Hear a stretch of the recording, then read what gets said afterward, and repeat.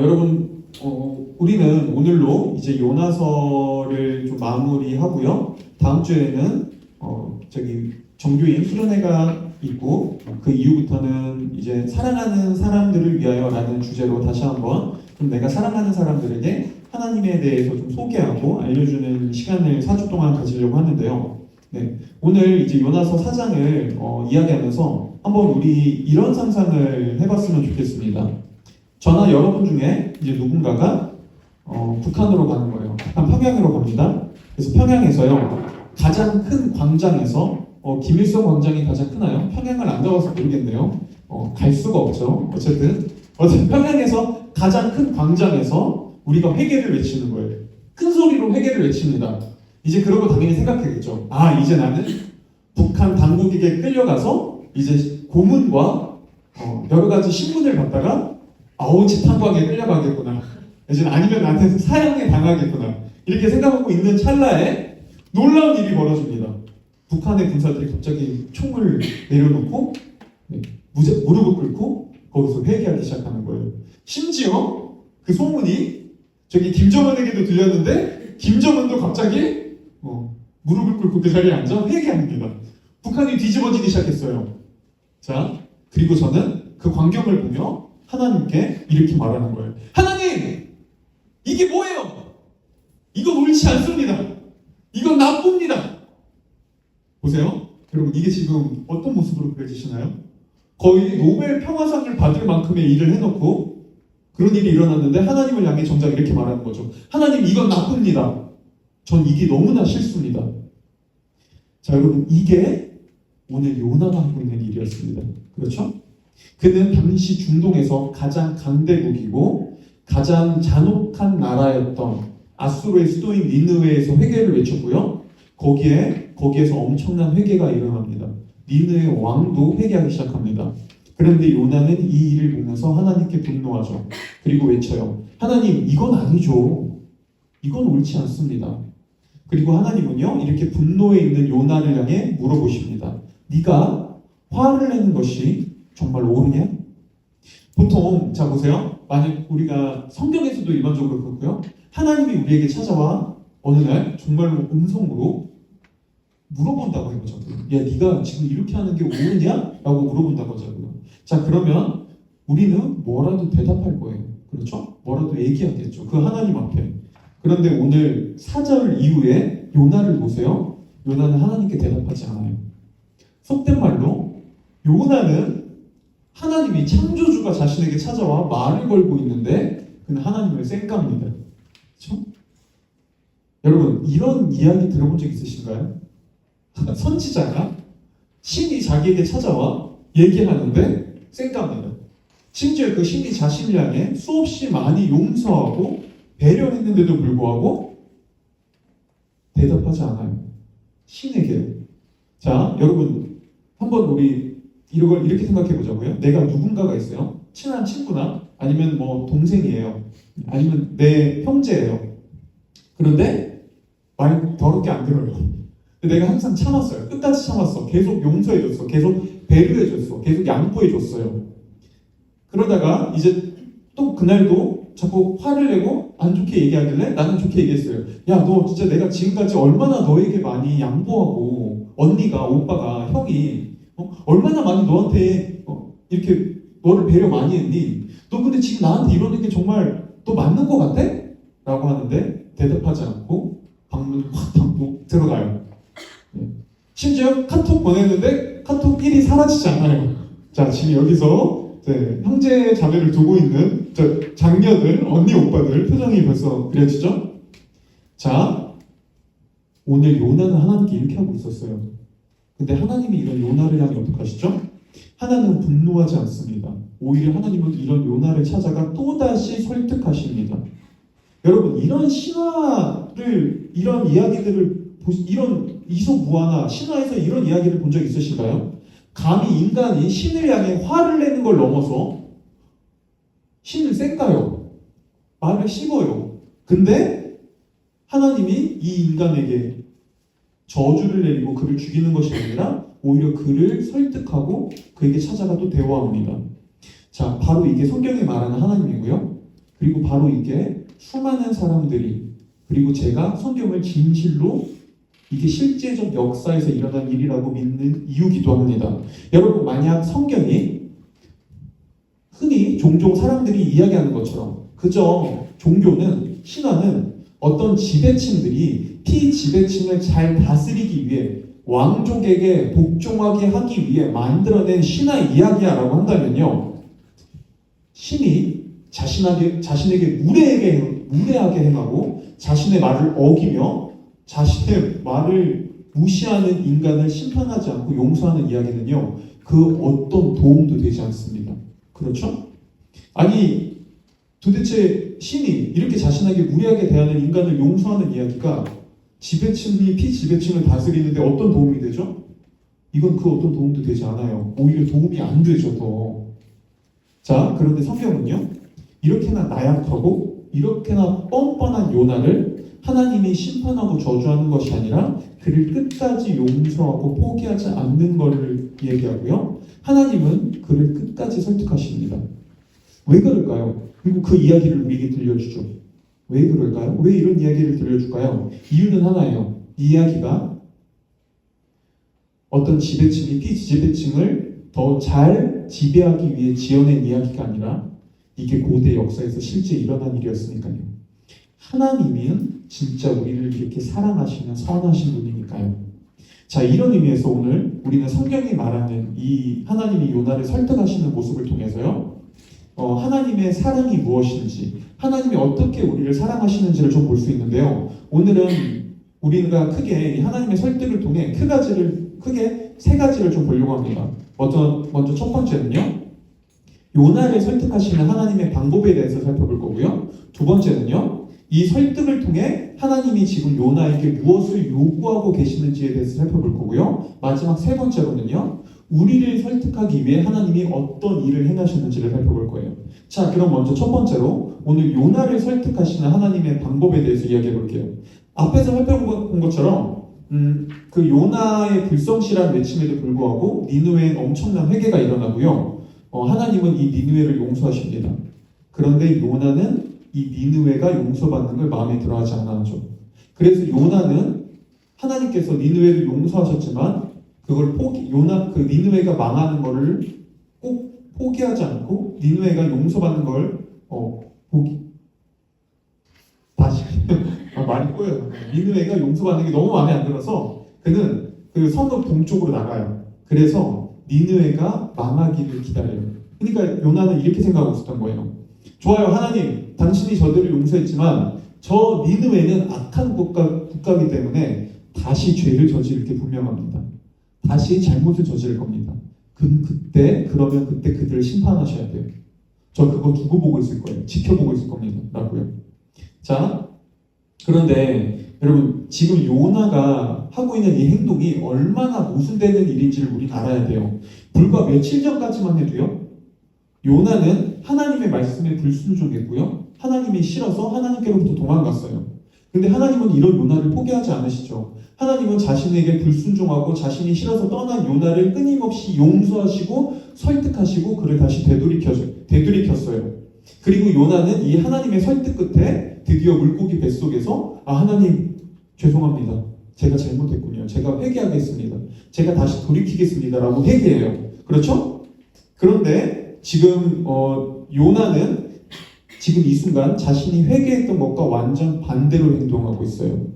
불과 며칠 전까지 이제 하나님께 순종하겠습니다. 하나님을 따르겠습니다. 라고 회개했던 요나는요, 지금 언제 그랬냐는 듯이 다시 하나님을 원망하고요, 하나님을 또 싫어하고요, 하나님께 반항합니다. 그렇죠? 근데 그러면서 요나가 자신은 다시 하나님께 불순종하면서 뭐라고 하죠? 그는 이렇게 얘기하고 있어요. 하나님, 비록 하나님이 저 니느웨를 용서했지만 저들은 다시 잘못을 저지를 거예요. 저들은 다시 불순종할 거예요. 그럼 그때 저들 심판하세요. 나 그거 지켜보고 있을 거예요. 자, 지금 요나가 어떤 모순을 행하고 있는지 보이세요? 어떤 모순을 행하고 있는지 좀 아시겠나요? 요나의 말대로라면 지금 가장 먼저 심판받아야 되는 건 니느웨가 아니라 요나예요. 그렇죠? 요나는 자기 모순적 행동을 하고 있어요. 그 하나님이 이런 요나의 모습을 몰랐을까요? 이런 요나의 그 모순된 모습을 몰랐을까요? 당연히 알죠. 그리고 하나님은요, 이런 요나를 향해 먼저 이렇게 얘기할 수 있었습니다. 그래, 네 말대로 할게. 네 말대로 니네가 잘못을 범한다면 내가 그들을 심판하겠다. 하지만 지금 너의 말대로라면 너가 먼저 그 일을 행하고 있으니, 너가 먼저 그 잘못을 행하고 있으니, 자, 너 먼저 심판받자. 너 먼저 죽자라고 얘기하시는 게 옳았어요. 그렇죠? 하지만 하나님은 그렇게 하지 않으시죠. 하나님은 요나를 끝까지 설득하십니다. 그러면서 그를 설득하시기 위해 세 가지 방법을 사용하시는데요. 첫 번째는요, 넝쿨이고요. 넝쿨이라는 이건 식물을 얘기합니다. 두 번째는 벌레고요. 세 번째는 동풍입니다. 성경은 하나님이 이 넝쿨과 벌레와 동풍을 마련했다고 얘기하는데요. 개역개정은 이걸 예비했다라고 표현했어요. 그런데 이때 이 한글 성경으로 마련했다, 예비했다라고 번역된 히브리어는 이런 뜻이에요. 어떤 특정한 목적을 가지고 준비했다. 그걸 배치시켰다라는 뜻이에요. 자, 그러니까 하나님은 지금 넝쿨과 벌레와 동풍을 요나를 설득하기 위한 특별한 도구로 지금 배치시키고 있었습니다. 마련하고 있었어요. 자, 먼저 하나님이 요나에게 마련하신 이 넝쿨은요, 건조한 사막에서 이파리가 큰 식물을 얘기하거든요. 그러니까 건조한 사막에서 자라지만 동시에 이파리가 커서 사람들에게 그늘을 주는 거죠. 그리고 하나님은 뙤약볕 아래에서 천막을 깔고 지금 있는 요나에게 그 식물을 자라게 해서 요나에게 시원한 그늘을 허락하십니다. 여러분 중에서 우리나라는 이 습해서 그늘에 있어도 시원하지 않은데 혹시 유럽 여행을 가거나 좀 건조한 지역에 여행을 가보신 분들이라면은 정말 뜨거운 햇볕에 있다가도 그늘로 가면은 완전 다르게 시원한 걸 경험할 수 있어요. 그러죠? 바로 하나님께서 요나에게 그늘을 허락하신 이유가 이와 같습니다. 건조한 사막 지역에서는 햇볕 아래에 있으면 너무나 뜨겁지만 조금만 그늘이 있어도 금방 황선해집니다. 금방 시원해지죠. 자, 그리고 요나는 이 하나님께서 식물로 자신의 천막에 그늘을 쳐주자 이렇게 생각합니다. 와, 역시 내가 옳았구나. 역시 하나님 내 편이시구나. 그래, 지금 하나님이 나를 도와주고 있구나. 그렇죠? 그는 자신의 그동안의 고생이 다 보상받고 인정받는 것 같은 느낌을 받았습니다. 그런데 어떤 일이 일어나죠? 다음 날이 되자 갑자기 벌레가 와가지고 그 식물을 다 갉아먹습니다. 그리고 거기서 끝나는 게 아니라 뜨거운 동풍이 불어옵니다. 매우 뜨거운 바람이에요. 그리고 요나는 이 자신을 행복하게 해줬던 식물이 사라지고 뜨거운 동풍이 불어서 막 더워 죽을 것 같자 하나님을 향해 이렇게 외치기 시작합니다. 이렇게 사느니 차라리 죽는 게 낫겠습니다. 하나님, 차라리 저 죽여주십시오. 제 목숨 앗아가 주십시오. 라고 얘기하죠. 그런데 이때 오늘 요나가 하나님을 향해 차라리 죽는 게 낫겠습니다. 라고 얘기한 거는 벌써 두 번째였어요. 앞에서 요나는 하나님이 니느웨를 용서할 때 그걸 보면서 하나님, 저 그 꼴 못 봅니다. 저 죽여주세요. 라고 얘기했고요. 이번에는 박넝쿨이 사라지자 하나님, 저 차라리 죽여주십시오. 라고 얘기하죠. 자, 두 가지 모습을 보면요. 요나가 지금 하나님을 원망하고 차라리 나 죽여주세요. 라고 얘기하는 이유는 달라 보여요. 하나는 식물 때문이고요. 하나는 자신이 싫어하는 원수가 용서받았기 때문이에요. 그런데 좀 더 깊게 내면을 들어가잖아요. 그럼 사실 요나가 화를 내고 있는 이유는 동일했어요. 요나는 지금 이렇게 얘기하고 있었던 거예요. 하나님, 인생에서 제 마음대로 되는 게 하나도 없어요. 어쩜 이렇게 내 마음대로 안 되냐? 인생이 어쩜 이렇게 내 마음대로 안 되나요? 이렇게 내 마음대로 못 사느니, 내가 원하는 대로 안 되느니, 내가 원했던 계획이 이렇게 무너지고 말하니 차라리 저 죽는 게 낫습니다. 차라리 죽을래요. 저 차라리 안 사는 게 나을 것 같아요. 뭐가 보이죠?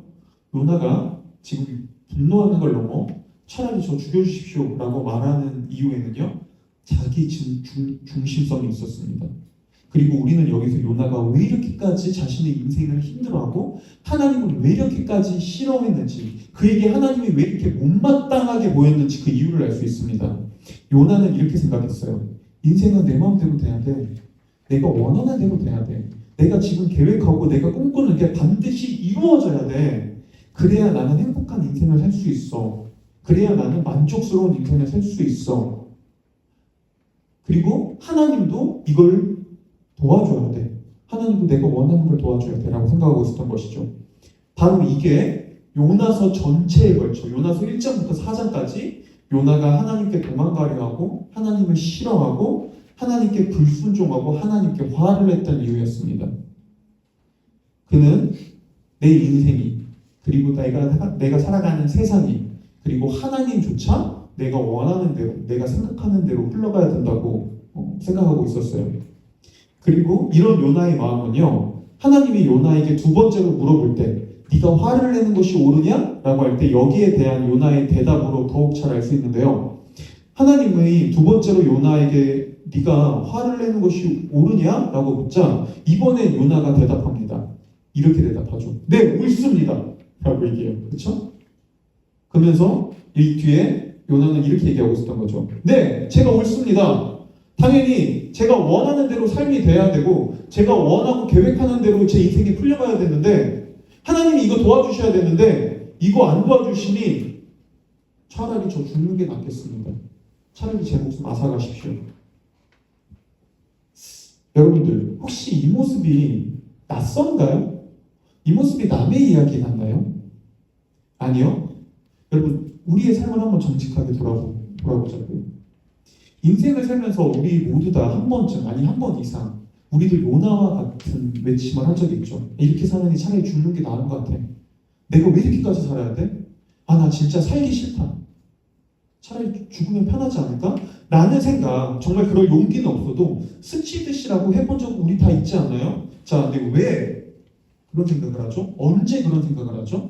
사람마다 환경과 상황은 다를지라도 우리는 요나처럼 똑같은 이유 때문에 아, 나 차라리 안 사는 게 더 나을 것 같아 라고 말합니다. 바로 이럴 때요. 내 인생이 내 마음대로 안 될 때, 내가 간절히 원하는 게 이루어지지 않았을 때, 내가 계획했던 게 무너졌을 때, 그렇죠? 자, 그리고 여기에 이런 마음이 숨겨져 있죠. 인생은 내 마음대로 돼야 돼요. 세상은 내가 원하는 대로 이루어져야 돼요. 내가 원하는 꿈과 목표는 당연히 그 좋은 결과를 맞이해야 돼요. 특별히 이런 모습은요, 오늘날 현대 사람들에게 너무나 쉽게 찾아볼 수 있습니다. 왜냐하면 오늘날 우리가 살아가는 현대 사회는요, 우리에게 끊임없이 이렇게 외치거든요. 네가 원하는 건 넌 뭐든지 할 수 있어. 네가 원하는 건 넌 뭐든지 될 수 있어. 네가 마음만 먹고 네가 최선을 다하면 네가 이루고자 하는 건 무엇이든 이룰 수 있어. 라고 무한 긍정을 얘기하거든요. 자, 하지만 여러분 인생은 결코 그러지 않습니다. 카톨릭 대학교의 건강정신의학과 교수님인 최종호 교수님은요, 또 긍정학교의 그 교장 선생님이기도 하거든요. 세상에 생각보다 요상한 학교들이 많아요. 근데 어쨌든 이 최종호 교수님은 이런 오늘날 현대사회의 왜곡된 긍정을 두고 이렇게 얘기했습니다. 긍정과 긍정주의는 다릅니다. 내 인생이 내가 원하고 생각하는 대로 이루어질 거라고 믿는 건 짝퉁 긍정입니다. 왜냐하면 세상은 그렇게 되지 않거든요. 진짜 긍정은 있는 그대로의 한계와 현실을 내가 받아들이고 그걸 인정하고 그 속에서 앞으로 나아갈 수 있는 힘과 의미를 찾는 것, 그게 진짜 긍정입니다 라고 얘기했어요. 그러면서 이 교수님은 그 흔히 스톡데일 패러다임이라고 부르는 예를, 실제 있었던 예를 이야기로 들려주는데요. 이 예전에 미국과 베트남 전쟁 때 스톡데일이라는 장군이 무려 8년 동안 베트남의 이 포로로 잡혀서 8년 동안 이 엄청난 이 고통 속에 포로 생활을 살아갑니다. 근데 그럼에도 불구하고 이 8년을 버티고 결국에 살아 돌아오죠. 그런데 그때 수많은 사람들이 그리고 기자들이 스톡데일 장군에게 아니 어떻게 이 8년이라는 시간을 살아내면서 버틸 수 있었습니까? 라고 할 때 그 스톡데일 장군이 이렇게 얘기했어요. 8년간의 포로 생활을 하며 더 빨리 희망의 끈을 놓아버리고 삶을 포기한 이들은 대다수가 긍정적인 사람들이었습니다. 그들은 이렇게 얘기했어요. 이번 크리스마스 때가 되면 풀려날 수 있을 거야. 이번 부활절이 되면 풀려날 수 있을 거야. 하지만 자신만의 긍정적인 생각에 빠져있던 사람들은 자신의 바람이 실제로 이루어지지 않을 때 더 큰 낭만감을 느끼며 결국에 생명의 끈을 놓아버리곤 했습니다. 여러분, 바로 이게 오늘 요나가 하나님 차라리 죽는 게 낫습니다 라고 얘기한 이유고요. 오늘날 우리가 이렇게 사느니 차라리 죽는 게 낫겠다. 이렇게 살아 못하지? 라고 나의 소망의 끈을 놓아버리고 인생을 포기하고 싶어하는 좌절감에 빠지는 이유입니다. 여러분, 내 인생은 내가 원하는 대로 살 수 있어. 인생을 내가 원하는 대로 내 계획대로 돼야 돼 라는 환상은요, 오히려 우리의 삶을 더 왜곡시키고 망가뜨립니다. 왜냐하면 너무나 당연해요. 세상은 내 마음대로 안 되거든요. 여러분, 세상이 내 마음대로 되던가요? 아니요. 아니, 세상도 내 마음대로 안 되는데 여러분, 내 인생은 내 마음대로 되던가요? 아니, 나라는 존재가 내 마음대로 되던가요? 오늘 교회 좀 일찍 나와야지. 그러니까 내 마음대로 되냐고요. 오늘 야식 좀 줄여봐야 되겠다. 다이어트 시작해야지. 그러니까 내 마음대로 되냐고요. 내 의지 하나 내 마음대로 안 되는데, 아니, 세상이 어떻게 내 마음대로, 내 인생이 내 마음대로 될 거라고 생각하죠? 그래서 하나님은요, 오늘날에도 여전히 내 인생은 내 마음대로 돼야 돼요. 내가 원하는 대로, 내가 계획한 대로, 내가 뜻하는 대로 돼야 돼요. 그게 옳습니다 라고 말하는 우리에게 이렇게 말씀하십니다. 아니, 인생의 모든 것들이 네가 원하고 계획하는 대로 된다면 너의 인생은 더욱 망가질 것이다. 왜냐하면 너는 진짜 너에게 좋은 길, 궁극적으로 옳은 길이 무엇인지 모르기 때문이다. 거기에 참된 행복이 있지 않다. 너의 인생의 참된 행복은 내가 가장 잘 알고 있다. 오직 너는 내 안에 있을 때, 나를 신뢰할 때 진정으로 행복할 수 있다고요. 이걸 가지고 1세기 철학자이자 신학자인 어거스틴은요, 이렇게 얘기했습니다. 당신께서는 우리를 당신을 위한 존재로 창조하셨기 때문에 주님 안에서 안식을 발견하기까지 우리의 마음은 평화를 누릴 수 없습니다. 여러분, 바로 이게 하나님이 요나에게 넝쿨과 벌레와 동풍을 마련하신 이유입니다. 하나님은 요나에게 이걸 가르쳐주고 싶었어요. 인생이 너의 뜻대로 된다면 너의 삶은 더 쉽게 망가지고 너의 삶은 너무나 쉽게 흔들리며 너는 그런 완벽한 인생을 살아가기엔 불완전하다 라고요.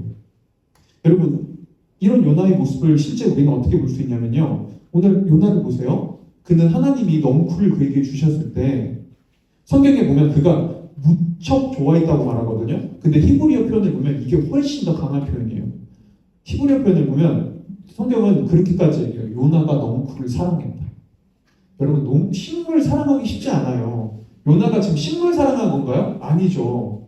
요나는 내가 원하는 대로, 내가 뜻하는 대로 인생이 되는 것 같으니까 그걸 사랑했던 거예요. 넝쿨이 나에게 그늘을 줘. 조금 나에게 안락감을 줘. 조금 더 내가 내 인생이 지금 잘 풀리는 것 같아. 그때 오케이. 역시 내 인생이 제대로 풀려가고 있어. 그래, 나는 이런 내 인생을 사랑해. 라고 생각하고 있었던 것이죠. 그런데 보세요. 여러분, 넝쿨이 영원한가요? 식물이 영원한 그늘을 가져다 준가요? 아니요. 하나님이 굳이 벌레로 식물을 뺏지 않아도 식물은 언젠가 메마릅니다. 그렇죠? 식물은 영원한 그늘과 영원한 시원함을 궁극적으로 줄 수 없습니다. 바로 이게 하나님이 요나에게 가르쳐주고 싶었던 거고요. 바로 이게 오늘날의 여전히 하나님께서 때로는 우리 인생에 무엇인가를 뺏는 것처럼 우리 인생에 진짜 중요하고 영원한 것이 무엇인지를 알려주기 위해 우리가 원하는 걸 들어주지 않는 것처럼 보이는 이유입니다. 그래서 오늘 하나님은 요나를 향해 넝쿨이 죽었다고 네가 이렇게까지 화를 내는 게 옳으냐? 라고 물었던 것처럼 때로는 이해할 수 없는 우리 인생의 고통과 고난, 아픔과 시련이라는 그런 넝쿨, 벌레, 동풍을 보내시면서 우리에게 이렇게 물어보시는 거예요. 너는 지금 잠깐 너에게 행복과 만족을 안겨다 주는 것이 네 삶에 진정 영원한 행복을 줄 수 있다고 생각하느냐? 돈과 건강과 자녀와 배우자와 사람들의 인정과 직업과 커리어가 정말 너의 인생에서 영원한 가치가 될 수 있겠느냐? 너의 바람과 너의 기도대로 되는 삶이 정말 천국일 것 같으냐? 너는 무엇으로 그것을 장담할 수 있겠느냐? 여러분 이건 제가 전에도 예를 들은 적이 있었는데요. 다시 한번 예를 들어볼게요. 여러분 한 숲이 있는데요. 한 이 나무꾼이 그 숲의 한 많은 부분을 일정 부분을 이제 숲을 벨 계획을 하고 있었어요. 그런데 그 숲에 보니까요 한 나무 위에 새 가족이 둥지를 틀고 살고 있었습니다. 그래서 이 나무꾼은 이 새를 위해 일부러 그 새가 둥지를 틀고 있는 나무부터 치기 시작합니다. 왜냐면 다른 데로 옮기라고요. 곧 이 나무는 베어 없어질 거니까요. 그리고 새는 다른 데로 옮기죠. 근데 또 옮긴 나무가 바로 옆에 있는 나무예요. 나무꾼은 그 나무도 베야 돼요. 그럼 나무꾼은 일부러 또 그 나무부터 치기 시작합니다. 언제까지요? 새가 안정적인 곳에 둥지를 틀 때까지요. 그렇죠? 하지만 새 입장에서 나무꾼은 나빠 보입니다. 자신의 삶을 흔들리게 하고요. 자신의 삶을 불안정하게 하는 것만 같죠. 하지만 아니요. 나무꾼은 누구보다 새가 안정적인 곳에 둥지를 틀 수 있도록 그를 도와주고 있는 거죠. 여러분 하나님과 우리와의 관계가 바로 이 새와 나무꾼과의 관계와 같습니다. 우리는 세상과 인생을 창조하신 하나님의 계획을 알 수 없어요. 그렇죠? 그래서 때로는 하나님께서 우리 인생에 행하시는 일들이요 너무나 옳지 않고 우리 눈에 나쁘게 여겨질 때가 있습니다. 그것도 생각보다 더 많이 그렇게 여겨질 때가 분명히 있습니다. 그럼에도 한 가지는 분명하죠. 하나님은 그럼에도 우리를 가장 안전한 곳으로 인도하길 원하시고요. 그 일을 포기하지 않으신다는 거예요. 절대요. 결코요. 그분은 우리가 안전한 곳에 둥지를 틀 때까지 우리 인생을 흔드시는 일을 포기하지 않습니다. 바로 이게 하나님이 우리를 설득하시기 위해 때로는 우리 인생에 도끼를 대고 우리 인생에 넝쿨과 벌레와 동풍을 보내시는 이유예요. 두 번째로 우리는 하나님이 요나를 설득하시면서 그에게 무엇을 요구하고 있는지를 좀 살펴보려고 하는데요. 오늘 하나님은 요나를 설득하면서 그에게 이걸 요구하고 있었어요. 니느웨를 향해 사랑과 은혜를 베풀거라 라고요. 여러분 내가 가장 옳다는 자기중심성은요 우리로 하여금 다른 누군가를 있는 그대로 사랑하거나 존중할 수 없게 해줍니다. 여러분 중에서도 이런 특별히 교회를 다니시는 분들 중에서 아니면 그 교회를 열심히 다니지 않았더라도 이런 생각 우리 한 번쯤 해본 적 있지 않나요? 누군가가 있어요. 내 친구든 아니면 내가 아는 지인이 있어요. 근데 안 착해. 쟤는 되게 나빠요. 윤리 도덕적으로도 그렇게 막 못됐어 애가. 그리고 그렇게 막 많은 노력도 하지 않았어요. 근데 나보다 잘 돼. 항상 보면 뭔가 잘 돼. 좋은 회사 취직하고 돈도 더 많이 벌어요. 근데 애가 못됐어. 그런데도 잘 되는 모습을 보죠. 자, 그러면 우리는 하나님을 향해 이렇게 말할 때가 있습니다. 하나님, 이거 불공평해요. 왜? 제가 저 친구보다 더 착하게 살고, 제가 저 친구보다 더 성실하고, 제가 저 친구보다 신앙생활도 열심히 하는데, 왜 저 친구가 더 잘 되죠? 왜 저 친구가 더 잘 나가죠? 라고요. 자, 보세요. 여러분, 이게 오늘 요나가 니느웨를 바라보며 하나님에게 하고 있던 말이었거든요. 그렇죠? 근데 여러분 이 말이 어떤 의미를 담고 있는지 알아요? 우리는 이 말을 너무 쉽게 얘기하지만 이게 어떤 의미를 담고 있는지 잘 모릅니다. 이종규 목사님이라는 분이 이것과 비슷한 예를 들면서 굉장히 재밌는 비유를 한 적이 있는데요. 제가 그거를 그대로 빌려와서 얘기해 볼게요. 여러분 제 인생의 스토리를 좀 아시는 분은 알겠지만 저는 제 아내를 만나서 인생이 많이 바뀌었습니다. 제 아내는 저에게 많은 은혜를 가져다 줬죠. 저를 사랑으로 만들어줬어요. 제 인생을 많이 바꿔줬습니다. 제 아내는요. 그런데 어느 날 제가 제 아내를 향해 이렇게 얘기하는 거예요. 여보, 얼마 전에 내 친구 중에서 그 바람 폈다가 걸린 애 있잖아. 진짜로는 없어요. 근데 예를 들어서 얼마 전에 내 친구 중에서 그 바람 폈다가 걸린 놈 그러다가 막 이혼할 뻔하고 난리 났었잖아. 네, 알지. 제가 얘기하는 거죠. 이번에 그 친구 와이프가 주식 투자했는데 완전 대박 났대. 그 친구 일 그만두고 경제적 자유를 누렸다는데? 나오면서 제가 얘기하는 거죠. 난 바람도 안 폈는데 당신은 나에게 해준 게 뭐야? 당신은 뭐 하고 있었어? 라고 얘기한다는 거예요. 여러분 지금 뭐라고 하세요? 이게 어떻게 들리세요? 보세요. 여러분 이게 우리가 하나님께 하고 있는 말입니다. 그렇죠? 왜 우리는 그분의 사랑을 더 깊게 경험하지 못할까요? 왜 우리는 그분의 은혜를 더 많이 경험하지 못할까요? 왜냐면요, 우리의 모든 신경이, 우리의 모든 마음이 오직 나만을 향해 있거든요. 나의 형편, 나의 처량함, 나의 부족함, 내가 무엇을 지금 가지고 있는지, 무엇을 가지고 있지 않는지가 세상에서 무엇보다 제일 중요하거든요. 그렇죠? 이게 우리가 하나님의 은혜와 사랑을 경험하지 못하는 이유입니다. 더 깊게 우리를 눈멀게 하는 이유죠. 그리고 오늘 하나님은요, 이런 요나를 향해 이렇게 얘기하고 계셨습니다. 요나야, 다른 사람들과 너를 굳이 보지 말고 나와 너와의 관계만을 바라보자. 네가 지금 받고 네가 누리고 있는 것들이 정말 온전히 너의 실력과 너의 노력으로만 주어진 것이라고 생각하니? 너의 실력과 너의 노력에 상관없이 내가 너에게 준 은혜들이 얼마나 많은지 너는 아직도 모르겠니? 너 또한 나에게 얼마나 많은 실망을 그동안 안겨다 주었고 얼마나 많은 잘못을 저질렀으며 네가 내 앞에서 얼마나 연약한 적이 많았는지 너는 아직도 모르겠니? 하지만 나는 그런 너를 사랑했고 그런 너를 용서했으며 그런 너를 용납했단다. 나는 이미 자격에 상관없이 너에게 은혜를 베풀었단다. 그런데 왜 너는 내가 저들에게도 동일하게 은혜를 베푸는 걸 왜 너는 나쁘다고 생각하느냐?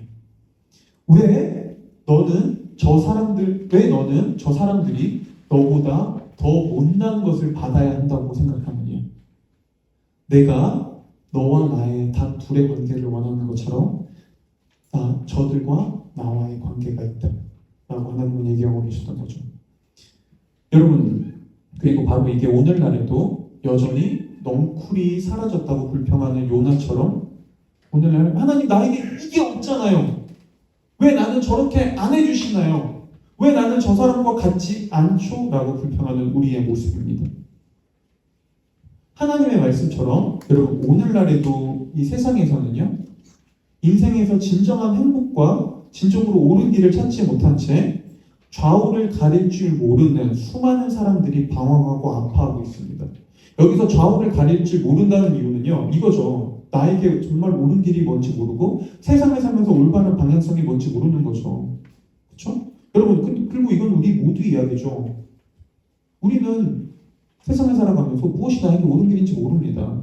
그리고 하나님을 믿는다는 건 뭐죠?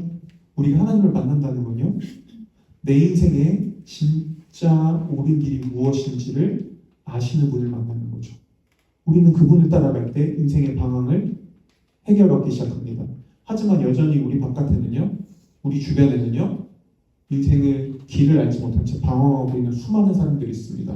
좌충우돌하고 넘어지고 상처받고 깨지는 사람들이 수많은 사람들이 있습니다. 그런데 오늘날 우리는 그런 사람들을 보기보다 아침에 거울을 바라보며 얼굴에 뾰루지가 났네 라고 슬퍼하고요. 오늘 입을 옷이 없네 라고 생각하면서 슬퍼하고요. 오늘 기분이 좋지 않아 라고 생각하면서 분노하죠. 그런데 이런 요나를 향해, 이렇게 자기 중심적으로만 생각하는 요나를 향해 하나님이 뭐라고 하시죠? 그분은 10절, 11절에서 우리에게 이렇게 말씀하십니다. 우리가 다 같이 한번 읽어볼게요. 이건 한번 다 같이 읽어보겠습니다. 시작!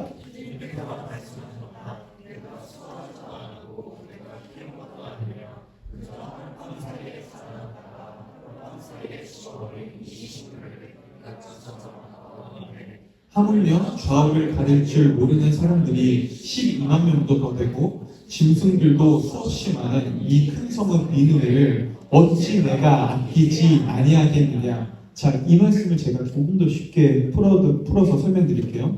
이렇게 말하는 것과 같습니다. 하나님께서요, 요나야, 너는 고작 내가 은혜로 준 넝쿨을 사랑하고 아꼈다가 그것이 없어졌다고 화를 내면서 12,000명이나 되는 사람들은 사랑받고 용서받을 자격이 없다고 생각하는구나.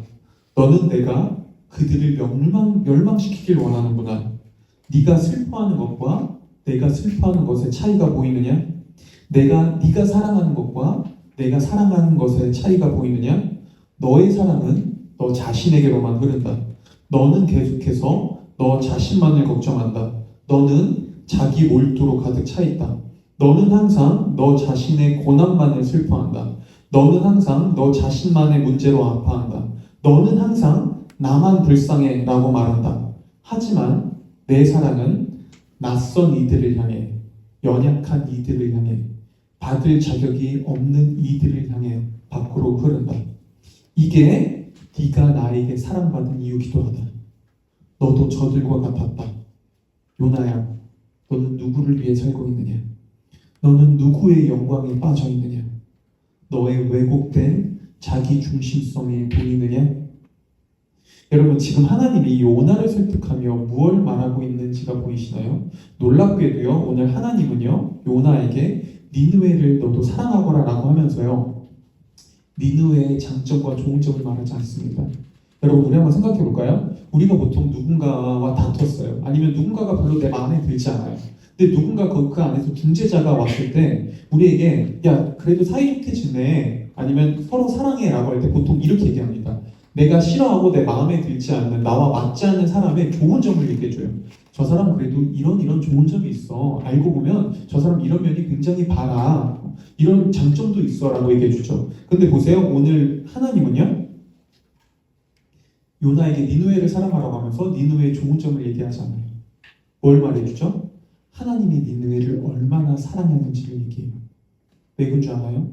만약 요나가 하나님의 사랑을 깨닫고 요나도 하나님을 진정으로 더 사랑하게 된다면 내가 사랑하는 하나님이 사랑하는 이웃을, 니느웨를 사랑하고 싶어지거든요. 이거는 마치 이와 비슷합니다.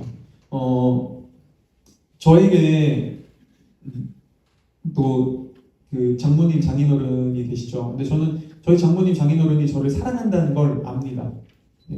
근데 저희 장모님 장인어른은요, 저를 잘 알아서 사랑하는 건 아닙니다. 당연히 제 아내보다 모르죠. 저희 부모님보다 모르죠. 그렇게 오랜 시간 보내지 않았으니까요. 근데 저희 장모님 장인어른이 왜 저를 사랑할까요? 이유는 하나입니다. 내가 사랑하는 딸을 선택한 남자니까. 내가 누구보다 사랑하는 딸과 결혼한 남자니까요. 그것 때문에 저희 장인어른과 장모님은요, 저를 사랑합니다. 그리고 여기서 오는 사랑은요, 그 무엇보다 강력합니다. 그리고 그 무엇보다 굉장히 자연스럽게 흘러나옵니다. 하나님께서 요나에게 요구하고 있는 게 이거였어요. 그리고 동시에 하나님은요, 요나에게 더 큰 세상으로, 더 넓은 세상으로 올 것을 초청하고 계셨습니다. 왜요? 요나를 위해서요. 요나의 마음이 끊임없이 나 자신만을 향해 있을 때, 요나의 인생에서 내가 가장 중요할 때, 요나는 나에게 조금만 안 좋은 일이 생기면, 내가 원하는 것이 이루어지지 않으면, 그저 나 혼자만의 삶을 바라보며 내 인생은 망했어. 난 이제 아무것도 남지 않았어. 나는 끝났어. 라고 생각하거든요. 하지만 요나에게 나 자신보다 더 중요한 사람들이 있다면요. 나도 중요하지만 나만큼, 아니 때로는 나보다 더 중요한 다른 이들이 있다면요. 여러분, 그러면 우리 삶은 내가 원하는 것 하나 이루어지지 않았다고, 내 기분 좀 나쁘다고, 내가 원하는 무엇인가를 이루지 못했다고 해서 그거 하나로만 삶이 흔들리거나 그거 하나로 삶이 무너지지 않습니다. 왜요? 우리에겐 또 나를 넘어서는 또 다른 중요한 의미와 목적이 있거든요. 우리는 더 이상 나만을 위해 사는 존재가 아니라 나만큼 중요한 다른 이들을, 이웃을, 때로는 교회 공동체를, 내가 사랑하는 사람들을 위해 살아가거든요. 보세요. 어떤 사람이 더 넓은 인생을 살아갈까요? 어떤 사람의 삶이 더 견고할까요? 어떤 사람의 삶이 더 흔들리지 않을 것 같습니까? 당연히 후자죠. 하나님은요, 우리의 삶을 이렇게 넓히기를 원하십니다. 그분은 우리가 더 크고 의미 있는 삶을 살아가길 원하십니다. 그리고 그래서 하나님은 오늘날에도 끊임없이 우리를 설득하시며 우리에게 이렇게 요구하시는 거예요. 너 자신에게서 벗어나거라. 네 작고 편협한 세상에서 나오거라. 내가 너에게 베푼 은혜와 용서를 깨닫고 다른 이들을 향한 나의 마음을 깨닫거라. 그리고 너도 그들과 서로 사랑하고 섬기며 더 넓은 인생을, 더 깊은 인생을 살아가거라 라고요. 이제 우리는 마지막으로요, 하나님이 오늘날 우리를 이렇게 설득하기 위해 어떤 일을 행하셨는지를 좀 보려고 하는데요. 오늘 요나는 보세요, 니느웨라는 성읍을 보면서 분노합니다. 그렇죠? 그는 니느웨 성 밖에 나가 니느웨를 보며 분노하죠. 그런데 여러분, 2000년 전에요, 또 다른 한 사람이 다른 성읍 밖으로 나가 예루살렘 성읍 밖으로 나가 그 성읍을 바라보며 울었습니다. 바로 예수님이요. 예수님은 2000년 전 예루살렘이 보이는 건너편 산으로 올라가 그 예루살렘을 바라보며 당시 예루살렘도 굉장히 죄악되고 굉장히 타락했거든요. 예수님은 그 타락한 예루살렘 성읍을 보며 분노하는 것이 아니라 그들을 두고 울었습니다. 예수님은 통곡하셨어요. 하지만 예수님은 그 타락했던 예루살렘을 그냥 용서하고 그냥 덮지도 않으십니다. 예수님은 멸망받을 수밖에 없었던 그 예루살렘을 위해, 이스라엘을 위해 자신이 직접 멸망받기를 선택하시죠. 보세요. 요나는 니느웨가 멸망하기를 바라며 성읍 밖으로 나갔지만 예수님은 예루살렘과 우리를 대신해 멸망받기 위해 그분은 성전 밖으로 나갔습니다. 그래서 이를 두고 히브리서 13장 12절은 이런 예수님을 두고 이렇게 표현합니다. 제가 읽어드릴게요. 그러므로 예수께서도 자기의 피로 백성을 거룩하게 하시려고 성문 밖에서 고난을 받으셨습니다. 그렇죠? 여러분, 예수님도 밖으로 나가셨어요. 근데 그분은 요나와 달랐죠. 요나는 분노하고 자신이 싫어하는 민족들이 멸망하길 바라는 마음으로 성전 밖으로 나갔다면, 예수님은 그 죄악되고 연약하며 모자란 이들이, 우리가 멸망에서 벗어나도록 하기 위해 자신이 멸망받기 위해 나갔습니다. 여러분, 이 예수님을 안다면요, 이 예수님의 사랑을 안다면요, 어떤 일이 일어날까요? 우리는 그분을 사랑하고 싶어집니다. 우리는 그분을 사랑하고 싶어져요. 그리고 우리가 그렇게 예수님을 사랑할 때요, 어떡하죠? 자연스럽게 우리는 예수님이 사랑하는 내 주변에 있는 이웃들, 나의 교회 공동체들, 나의 지체들, 때로는 나와 맞지 않은 사람들, 나와 성향이 다른 사람들, 나와 생각이 다른 사람들도요, 기꺼이 사랑하게 됩니다. 그렇죠? 바로 이게 하나님이 우리를 설득하기 위해 하신 일이에요. 그리고 오늘 이 요나서의 마지막은요, 이렇게 끝이 나죠. 물음으로요. 너는 저들이 니느웨에는 좌우를 분별하지 못하는 자가 12만 명이고 짐승들도 수없이 많은데 이 큰 성읍 니느웨를 내가 어찌 아끼지 않겠느냐. 자, 보세요. 여러분, 오늘 성경은요, 하나님이 질문하고요, 요나가 여기에 어떤 대답도 하지 않았다고 말해요. 왜요? 하지만 요나는 분명 나중에 회개하고 돌아왔던 것 같습니다. 왜냐하면 요나가 아니면 이 요나서 4장을 쓸 수 있는 사람은 없거든요. 이런 개인적 이야기를 요나 자신이 아니면 아무도 쓸 수 없어요. 그렇죠? 요나는 회개하고 돌아왔어요. 그렇지만 요나는 회개하고 돌아온 자신 이야기는 넣지 않고 하나님의 질문으로 마칩니다. 왜 그럴까요? 요나는 이걸 통해 오늘날 또 다른 요나인 우리에게 이렇게 물어보고 싶었던 거예요.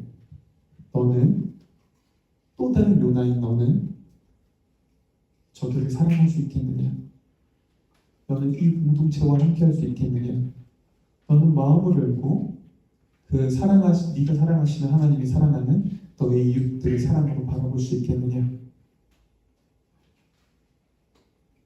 여러분, 하나님은요, 요나서 4장의 다음의 이야기를 오늘날 저와 여러분들이 써내려가기 원하십니다. 이건 앞으로 우리가 써내려가야 할 이야기예요. 말씀을 마치겠습니다. 어때요? 우리 함께 또 다른 요나가 되어 이 4장 이후의 이야기를 써내려가시지 않으시겠나요? 이 도실빛 교회 안에서 이 또 다른 공동체의 이야기를 함께 써내려가시지 않으시겠나요? 여러분, 그분을 더 사랑하시고 오늘날에도 우리를 선택하시는 하나님께 여러분 응답하십시오. 기도하겠습니다.